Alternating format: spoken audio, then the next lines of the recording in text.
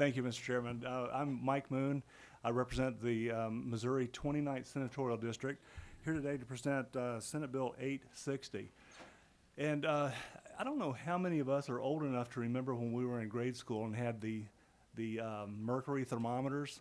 Remember if one broke in the classroom and they would form the circles of the round balls, and not knowing any better, we'd pick them up and put them in our hands and, press them, and they would make multiple mercury balls.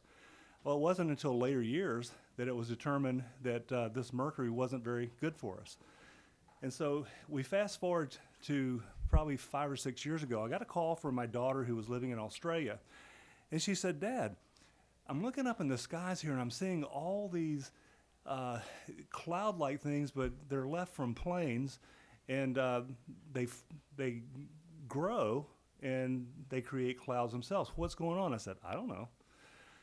And I didn't put a lot of thought in it then, but in later years I noticed over my own farm these same trails that were left, and so I took some photographs of them, and I noticed that over time, in a short time, they would grow and grow together, and they would move across the skies from there.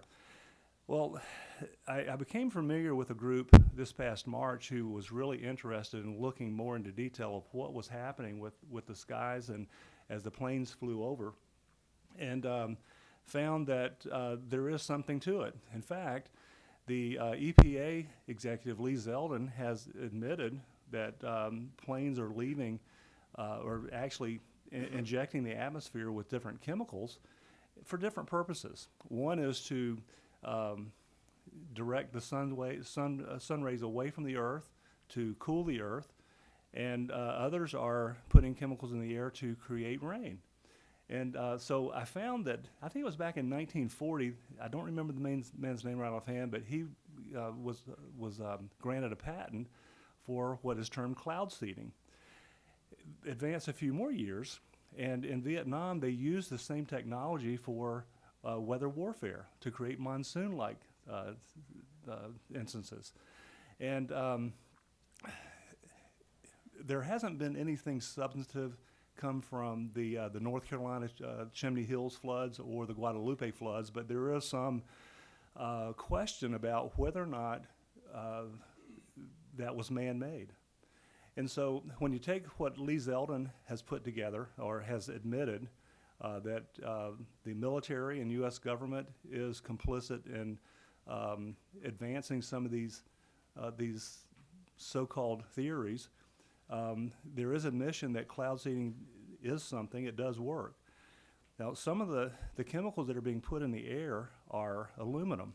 Remember when I was talking about, or the mercury, I should say, and mercury is also poisonous.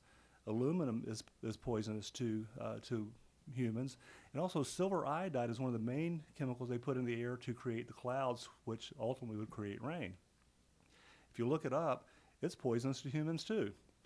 And so my question is, why would we do that to ourselves? There is some speculation that these chemicals will actually affect crop production, and many of us have farms. I grow grass in particularly, but Mr. Chairman, you grow other crops too.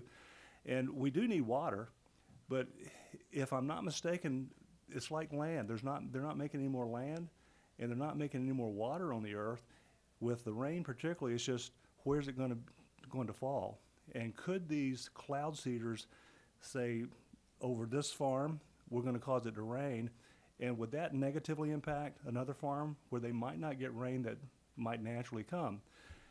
So putting all this together, we're asking that our government take a look at it, to do some study at the very least to determine what is going on. We actually want it stopped. And I have some witnesses here who will go into more detail about what they found and provide some pretty interesting facts that they've come across. One of the things we'd like to do is add one more person to the Water Commission, so that they can be a voice for protecting the people from pollution, and it's affecting the ground, the water, and also the air. And so that kind of is in a nutshell, and I'd be happy to answer questions.